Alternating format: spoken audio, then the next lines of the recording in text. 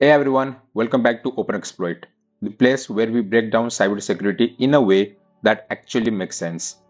Today, we are diving into super important topic, what to do right after a security breach. This is your crash course in incident response 101. Let's go. First thing first, what is incident response? It's a step-by-step process your team follows after a security breach. The goal is to identify, contain, and recover fast without chaos. It's like a digital fire drill, but for cyber attacks. Let's break it down. There are 6 steps every response plan should follow. Step 1, preparation. Have a plan before the breach happens. Train a team, set up monitoring tools, assign roles. Step 2, identification. This is where you detect the breach.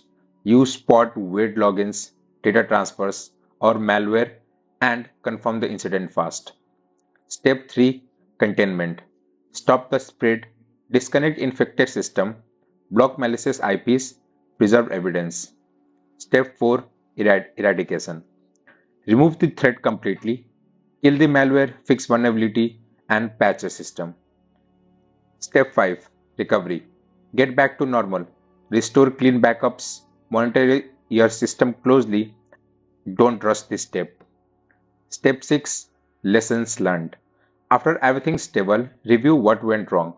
Document it, improve your defenses, learn and grow. Here's the deal.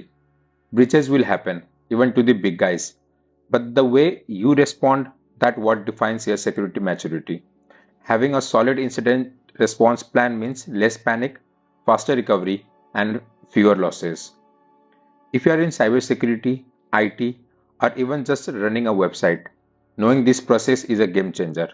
And if you are a student or just getting into the field, this is one of the best skills you can master early. If this video helped you out, don't forget to hit that like button, subscribe, share it with your fellow cyber nerds, and hey, check out OpenExploit for full blog, free resource, and more awesome content just like this.